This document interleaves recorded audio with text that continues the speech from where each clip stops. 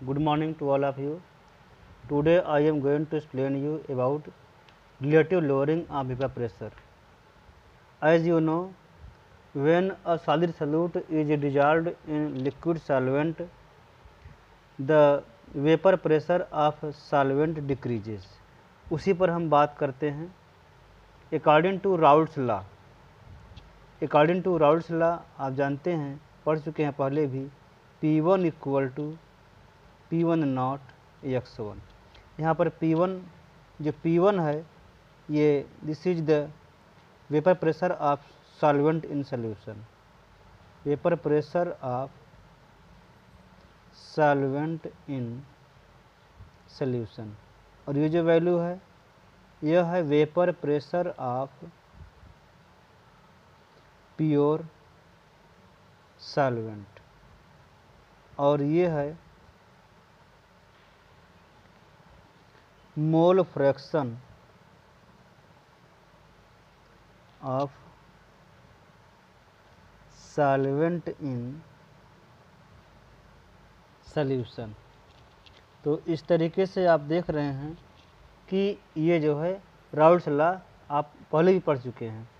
तो अब हम आगे बात करते हैं लोअरिंग के बारे में.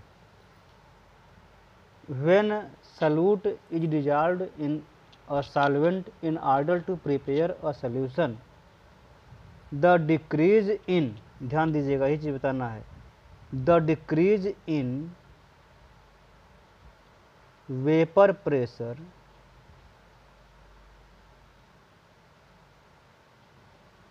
pressure of solvent after dissolving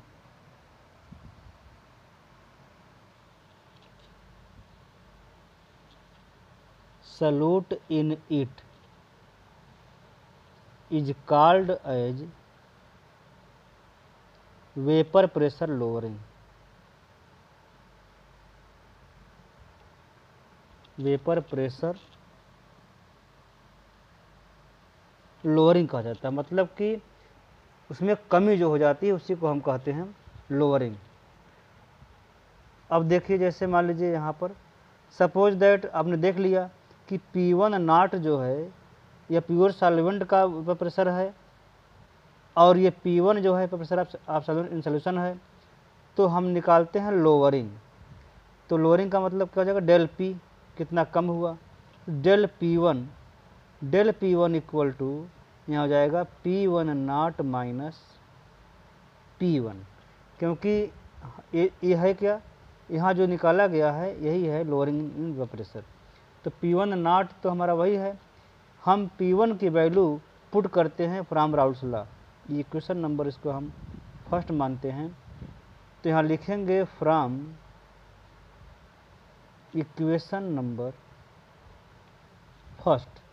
तो यहाँ क्या हो जाएगा, del P1 equal to P1 not minus, अब जहाँ पर P1 लिखा हुआ है यहाँ हम इसकी वैल्यू पुट कर देंगे. यहाँ से क्या हो जाएगा, P1 not x1.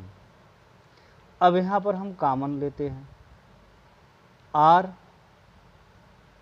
Del P1 equal to, यहाँ पर कॉमन ले लिया तो यहाँ हो जाएगा P1 नॉट कॉमन लिया तो क्या बचा, यहाँ हो जाएगा 1 माइनस x1.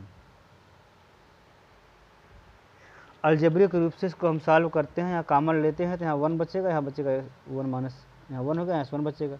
अब हम ये जानते हैं since x1 plus x2 equal to 1, या पढ़ चुके हैं पहले भी, mole fraction of both components को जब ऐड करते हैं तो वैल्यू 1 आती है.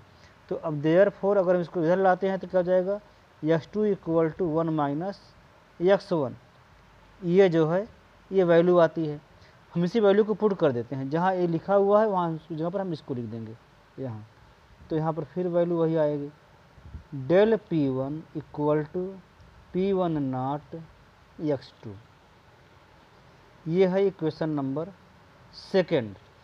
अब इस इक्वेशन नंबर सेकेंड से हम फाइंड करते हैं, अभी लोअरिंग आई है तो therefore relative lowering in vapour pressure तो इसके लिए हम करेंगे क्या कि dividing lowering in pressure is obtained by dividing both sides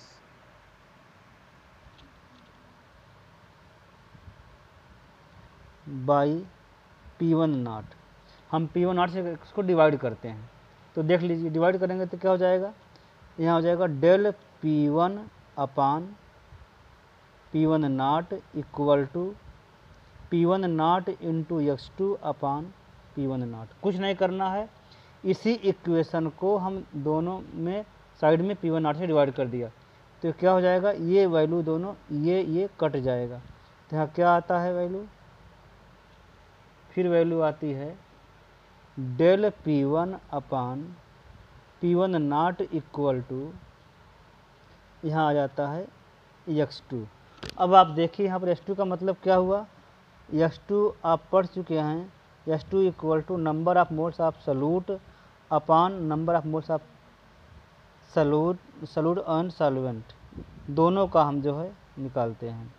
तो इसी वैल्यू को हम पुट करते हैं यहाँ पे, तो यहाँ हो जाएगा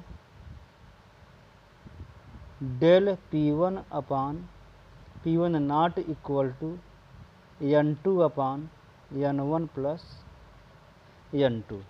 लेकिन आप ये भी जानते हैं कि for ideal solution,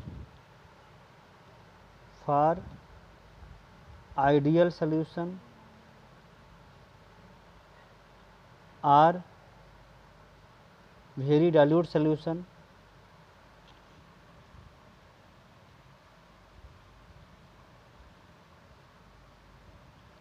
N2 is very less than N1। इसको हम करते क्या हैं कि इसको हम जो है यहाँ से रिमूव कर देते हैं। N1 की वैल्यू के कंपैरिजन में N2 की वैल्यू बहुत कम है, क्योंकि सॉल्यूशन क्या है, बहुत ही डाइल्यूट है।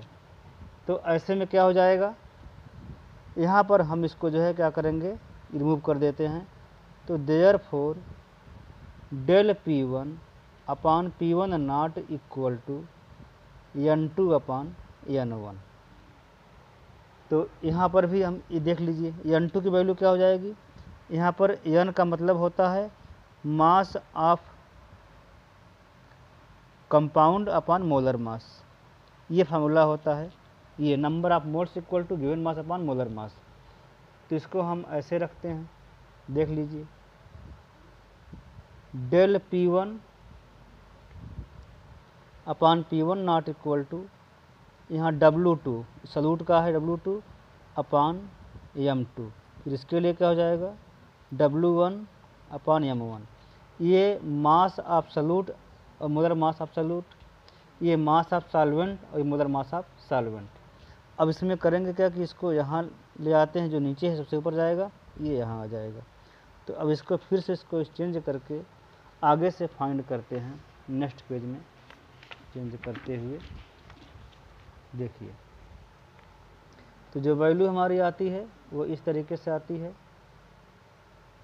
Del P1 upon P1 not equal to W2 into M1 और W1 इंटू M2, ये वैल्यू आती है। एक ये होगा, या इसको ऐसे भी लिखा जा सकता है, इसका वैल्यू पुट कर देते हैं, जो डेल P1 है इसकी वैल्यू का मतलब, इसका मतलब क्या हुआ कि P1 not minus P1 upon P1 not equal to W2 M1 upon W1 M2। इस तरीके से इस रिलेशन का यूज करके हम इसको जो है न्यूमेरिकल को सॉल्व कर सकते हैं। तो स्टूडेंट्स, ये था हमारा जो है relative lowering in vapour pressure P1 not minus P1 upon P1 not equal to W2 into M1 upon W1 M2, जो कि बता चुका हूँ कि जो है वन जितने भी वन हैं वो जो है सॉल्वेंट के लिए हैं, यूज़ किए गए हैं, और 2 जो है यूज़ किए गए हैं सॉल्यूट के लिए। W मास है, W जो है मास है वो ग्राम में लिया गया है, और m जो है मोलर मास है और वो भी ग्राम में ही है, ये भी ध्यान रखिएगा इस तरीके से। और P1 vapour pressure of solution और P1 not vapour pressure of solvent. तो इस तरीके से जो है ये था इसका, इस पर आधारित जो क्वेश्चन है उसको सॉल्व करिएगा, जहाँ प्रॉब्लम होगी आप उसको पूछ सकते हैं। Thank you very much.